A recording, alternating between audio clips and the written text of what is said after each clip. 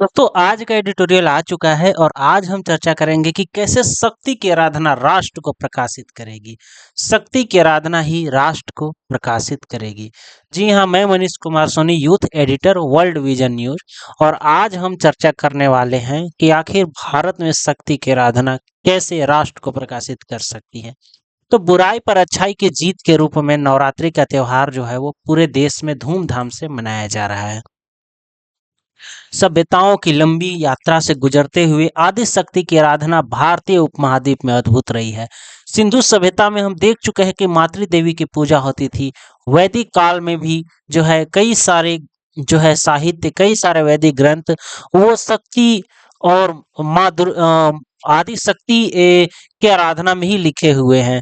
उसके बाद हम यह भी देख सकते हैं कि भारतीय उपमहाद्वीप विविधताओं का प्रकाश पुंज है और इसी प्रकाश पुंज में समाहित है मां शक्ति की आराधना, जो विभिन्न संस्कृति, भाषा एवं लोगों के जीवन में गहनता से व्याप्त है।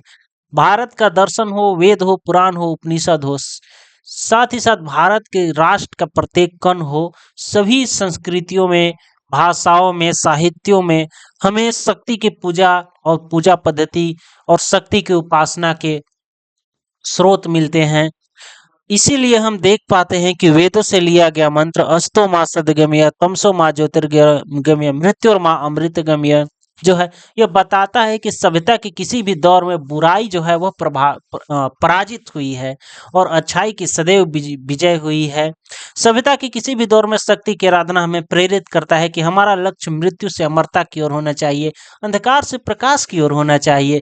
वर्तमान परिस्थितियों में भारतवर्ष में शक्ति आराधना से राष्ट्र कल्याण के विचार को जन जन तक पहुंचाना बेहद आवश्यक है, क्योंकि समग्र नारी सुरक्षा, नारी सशक्तिकरण, नारी कल्याण, लैंगिक समानता के मुद्दे जो हैं वो समग्र रूप से आज की जरूरत रहे हैं।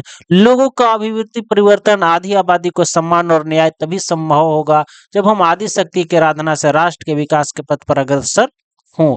स्वामी विवेकानंद जी ने भी कहा था कि एक पंख से सोने की चिड़िया कभी उड़ान नहीं भर सकती। इतिहास गवाह रहा है कि सभ्यता विभिन्न विचारों, संस्कृति, धर्मों, आक्रांताओं से प्रभावित रहा, लेकिन केवल एक चीज जो भारतीय सभ्यता में उपस्थित नहीं थी, जिस कारण राष्ट्रवाद भी नहीं था, और वह है शक्ति की आराधना।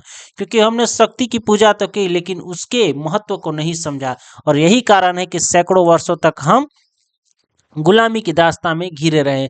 एक सशक्त राष्ट्र, एक सशक्त नेतृत्व, एक सशक्त सेना, एक सशक्त नागरिक और एक सशक्त जीवन एवं आर्थिक नीतियों के आधार पर ही तरक्की किया जा सकता है, और इस तथ्य को हमने सदैव नकारा।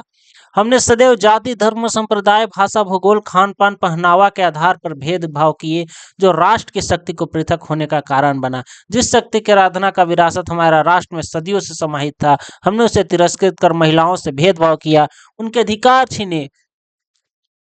यही कारण है कि भारत जो है वो सदियों तक पीछे रहा, गुलामी की दास्तां में फंसा रहा, और आज भी जो है कई सारी समस्याओं से, चाहे सामाजिक हो, चाहे आर्थिक हो, चाहे राजनीतिक हो, चाहे सुरक्षा हो, हर स्तर पर जो है वह कहीं न कहीं विरोधाभास देखा जाता है। कितना अद्भुत है, विरासत है हमारा, खासकर नवरात्रि का त्योहार जो हमारी अर्थव्यवस्था को नया जीवन देता है, बाजार में प्रतिस्पर्धा लाता है, और व्यापार का अद्भुत जो है पर्यावरण, जलवायु अद्भुत जो है वह संगम को दर्शाता है और समाज के विभिन्न वर्गों को जोड़ता है। उनके द्वारा तैयार किए गए उत्पाद समृद्धि, अवसर इत्यादि के घोतक होते हैं। वर्तमान दुनिया पर्यावरण, जलवायु के मुद्दे पर जो है वो मानवता को झकझोरती जा रही है, लेकिन माँ शक्ति की आराधना हमें अध्यात्म और विकास के संगम पर बल देती है। शक्ति की आराधना हमारे अंतःकरण में दया, करुणा, बंधुत्व, नैतिकता को समाहित करने के साथ साथ अपराध, अन्याय, शोषण, पाप के विरोध में जागृत होकर आवाज उठाने की भी प्रेरणा देती है। तो आइए इस नवरात्रि हम उन तमाम बुराइयों को अपने हृदय से, अपने व्यवहार से, अपने मन मस्तिष्क से, अपने समाज से और अपने राष्ट्र से निकालकर अपने अंदर के असुर का नाश करें, और अपने अंदर के रावण को मारकर, अपने अंदर के असुर को मारकर एक जीवंत नागरिक के रूप में संगठित होकर तमाम ऊर्जा राष्ट्र की समृद्धि और उन्नति में लगाकर उन तमाम बुराइयों का सर्वनाश करें जो मानवता के राह में बाधा है। सदैव लोकतंत्र और लोकतांत्रिक मूल्य और नैतिकता के लिए आवाज बने। जी हाँ, मैं Manish Kumar Soni, youth editor, World Vision News, आप सबों के सामने ये आर्टिकल लेकर उपस्थित था। तो आप लोग ज़रूर बताएं कैसा लगा हमारा एडिटोरियल, और आप लोग ज़रूर लाइक करें, सब्सक्राइब करें, कमेंट करें और अपने विचार रखें, ताकि मैं लगातार आप सबों के लिए लिखता रहूं। धन्यवाद। जय माँ, जय माँ भारती।